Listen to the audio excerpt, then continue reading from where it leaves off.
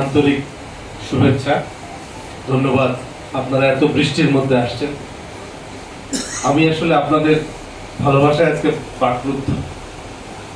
আমি কখনো কল্পনা করি নাই যে সিএইচআরএম এর সকল সদস্য মানে ভালোবাসা আমি জানি, কিন্তু এতটা ভালোবাসা এটা কখনো কল্পনা করি নাই যে বৃষ্টির মধ্যে আপনারা আমাকে এই সামান্য একটা বিষয়ের জন্য শুভেচ্ছা জানাতে আসছেন। আমি আসলে সবসময় স্বাচ্ছন্দ্য বোধ করি যে আমি সিএইচআরএম এর একজন সদস্য। 2005 থেকে 6 থেকে 7, 8 করে আজকে 2025 আপনাদের সাথে আছি একসাথে, এবং সবাই প্রত্যেকটা দুর্যোগ মুহূর্ত বলেন, জাতির ক্রাইসিস বলেন, এতভাবে সহযোগিতা করেছে, এতভাবে আমরা সবাই একসাথে ছিলাম। এই যে একটা পরিবারের যে বন্ডিং থাকে তার থেকেও এই বন্ডিংটা কিন্তু অনেক অনেক অনেক গভীর।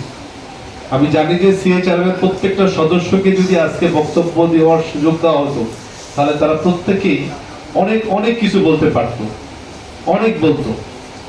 আমারও ঠিক মনে হচ্ছিল যে আমিও আপনাদের সাথে গিয়ে এরকম ভাবে বক্তব্য দিই। এই বক্তব্য দেওয়ার ইচ্ছাটা আমার অনেক অনেক আগের থেকে, যে আপনাদের সামনে আমি কিছু বলতে চাই।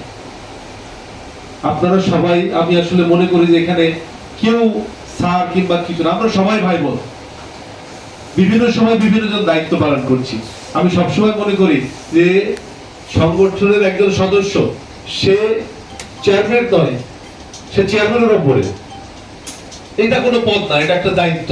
এখানে কোনো ক্ষমতা নাই, এখানে কোনো কিছু না। আমরা সবাই সবাই জাতির বিভিন্ন সময় বিভিন্ন, মুজাহিদ ভাই হয়তো আজকে বলতে পারে নাই, কিন্তু যারা 2005 থেকে 6 থেকে আমাদের সংগঠনের সাথে আছেন তারা জানেন যে প্রতিটা দুর্যোগময় মুহূর্তে সবাই, হয়তো আমাদের সামর্থ্য কম, আমরা হয়তো সীমাবদ্ধতার কারণে এগোতে পারিনি, কিন্তু আমরা কোনো চেষ্টা করি না এরকম কোনো সদস্য বলতে পারবে না।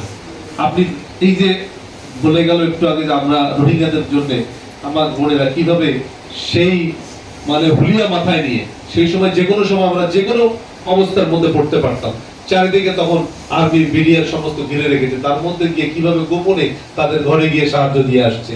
আইলা সিডরের সময় কিভাবে পানির মধ্যে নেমে মৃত্যু ঝুঁকি নিয়ে আমাদের সদস্যরা এগিয়ে গেছে, কিভাবে সিলেটের বন্যা পরিস্থিতিতে সালেমা অসুস্থ হয়ে পড়েছে, কিভাবে যখন সুন্দরবনে তাপবিদ্যুৎ কেন্দ্র করা হচ্ছে আমাদের সিদ্দিক সাহেব বলেছে যে যদি গুলি চালাতে হয় গুলি চালান, রক্ত দিলে আমরা দিব, কিন্তু আমরা পিছপা হব না। এরকম হাজার হাজার কাজ যেগুলো আপনারা করেছেন সেগুলো আমি জানি।